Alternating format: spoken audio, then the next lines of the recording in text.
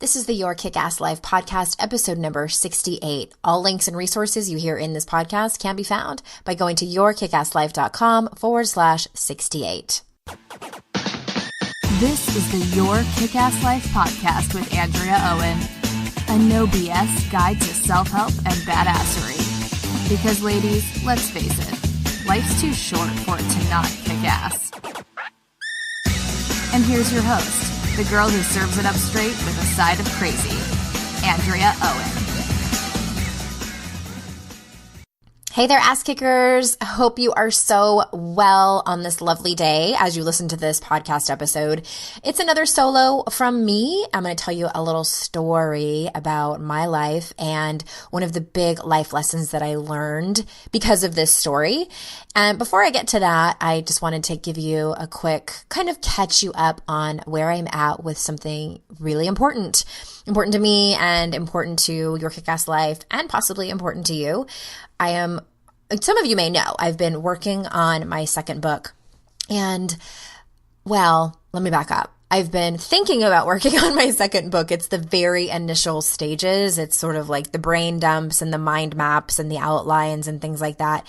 And I'm pretty sure I know what I want to write about. I want to write about the behaviors that I have seen my clients and the women that I work with and the women that follow myself and Your Kick-Ass Life, and a lot of the behaviors that I used to participate in fluently and the behaviors that I still work on coming up with better behaviors. They're the ones I talk about all the time: perfectionism, control, isolating, people pleasing, lashing out, blaming, and on and on. There's about 14 of them actually.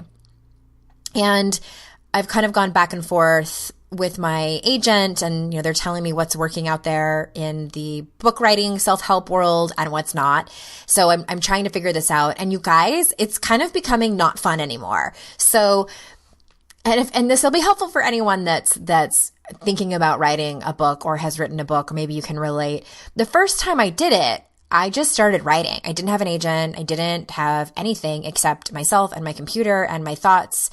And I just started writing, and it was so fun, and it felt creative and free and amazing. Yay! And then, very exciting, I got a book deal and all the things that come along with that. And once I signed that contract, it wasn't as fun anymore. And I'm working on that being different. I want it to be different this time. I made up that it felt like a job. I didn't enjoy having a deadline. And so this time around, I'm going to work on I'm kind of obsessed with Elizabeth Gilbert's podcast lately. And in one of her episodes, she talks about martyrdom and creativity. And I was like, oh my God, that's what I was doing. I was like, it's so hard. Oh, it's just brutal.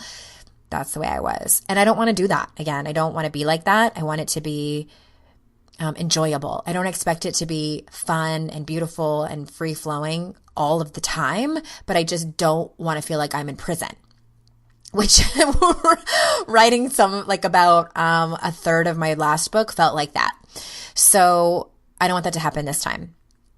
Long story short, I'm kind of feeling, and also what's happening this time around is, last time I didn't know what to expect. Like, I didn't know what book promotion was going to look like. I didn't know what, I had no baseline. So everything was brand new. My last book has sold at the time I'm recording this almost 14,000 copies, which apparently is a lot in self-help world, especially for I'm an unknown author, in the world of self-help authors. So now it's like that whole gremlin of like, well, you got to do better than the last one. And I heard a statistic that said second books don't do as well as the first. So it's like I'm listening to all this barrage of facts and like, oh my gosh. So that's where I'm at right now. And I don't mean to be like a womp womp Debbie Downer, but it's been a struggle. And what I'm doing right now is figuring out how to get out of that, like how to flip this around and really sink myself into the creativity of it. And what I keep coming back to, what's been really helpful, is I have gotten really clear on my intention for this book. And my intention for this book is twofold. First, it needs to be written, and it needs to be written for the women that need it. And maybe that's you listening.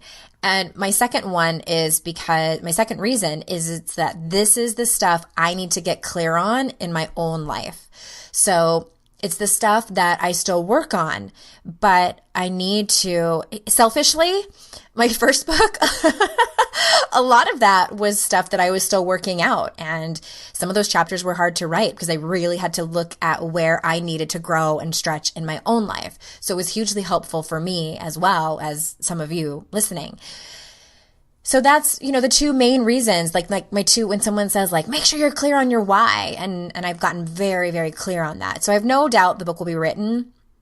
I'm not putting any pressure on myself to get it done by a certain time. And thank God my agents aren't as well. So that is where that is. And I'm very excited to have it come out. And I know a lot of writers say this, like, I don't love writing, but I like having written, and that's kind of how I feel about this. It's very time consuming, and I just I'm doing the best I can is what I'm trying to say. And with that being said, let's get on with the actual content of the episode. All right, today I'm talking about the freedom in taking personal responsibility and just taking responsibility for your life. A couple of months ago, I was having a conversation with my dear friend, Kate Anthony, and I don't even at this point remember what we were discussing, but I started telling her about how amazing it felt to finally take responsibility for my life when it happened and continues to do so. So let me back up a little bit. For those of you that don't know, I hit my own quote unquote rock bottom in early 2007. It was February 2007. About a year prior to that, my husband had left me for another woman, and I immediately got into a new relationship. And this new boyfriend ended up being a drug addict and had faked cancer to cover up his addiction. If you're listening to this podcast, if you go to the show notes at yourkickasslife.com/68, there is a link to read that entire story. I wrote it for exojane.com. I think sometime last year. It's quite a story. It sounds like a Lifetime movie, and it was my life.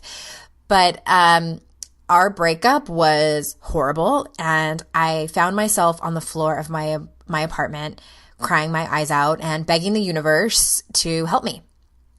And not to spoil the story, but the universe did show up to help me. However, there was something really important I had to do first, and I don't think that the universe would have shown up to help me had I not done this. The reason I found myself in two back-to-back messed up situations was because I made two very big mistakes in my life thus far. One, I looked to other people to make me happy. I put my happiness, I made it their responsibility. And the second thing was that when it didn't work out, because it never would, when it didn't work out, I blamed them for everything. My addiction to control was so strong, I had unknowingly convinced myself that if only I could make other people change, I would be happy. If they would just do and be what I said, everything would be fine. And throw in some perfectionism and avoiding feeling my feelings.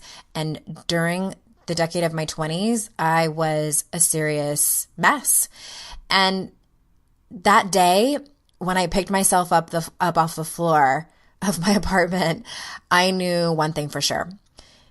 The only thing that those situations, those two breakups had in common was me. My ex-husband and my ex-boyfriend were not solely responsible for my feelings and my future. And of course, what they did was super lame, and they were assholes for a lot of the behaviors that they did in our relationships. But I had to take total responsibility for myself at that time. For once, for the first time in my life. And I was 31 at the time. So I had to look in the mirror and own up to the fact that I had chosen to stay in those relationships when my intuition told me to leave numerous times in both relationships. I had to own up to the fact that I had chosen to stay when my friends and family advised me otherwise. I had chosen to blame them and try to change them. I had chosen to believe that I could control them and our relationship, thus thinking it would solve my problems. chosen to numb my feelings instead of dealing with what was actually happening and not looking at the reality of the severity of the situations. And yes, it sucked to come to these realizations. I was ashamed of my decisions. I was ashamed of where I had ended up. I knew deep down that I was a smart girl and that I was capable of healthy way of living.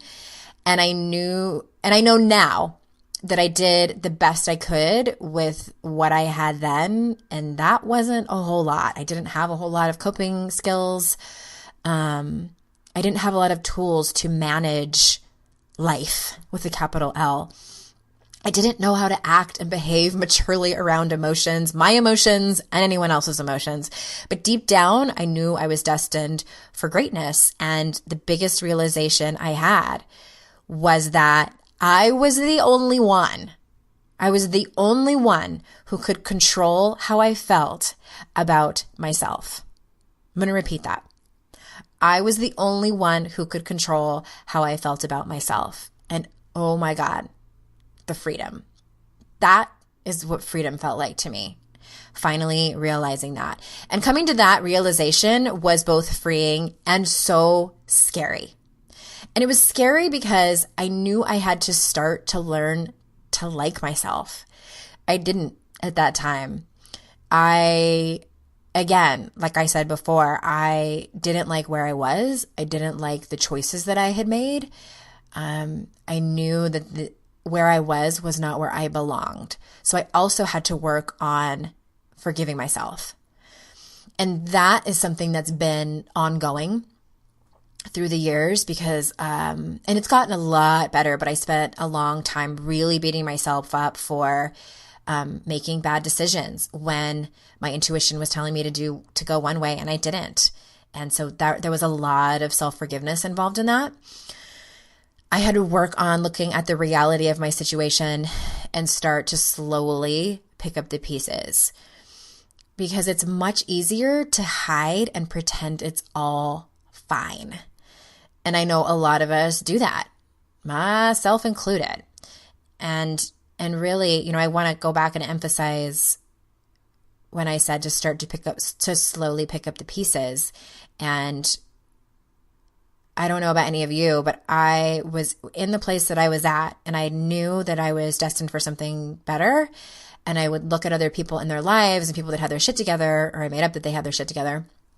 And I knew that that's where I could end up. And I wanted it all right now.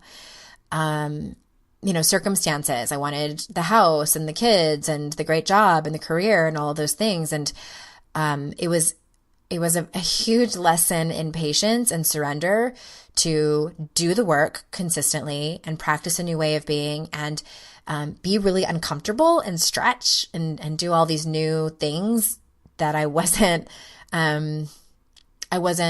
comfortable in, and to really just have the patience around that. And I wanted to also say that, again, the freedom did not come overnight. It's been a long process that has trickled in over time, but I can promise you, if you do the work, the magic of freedom will come.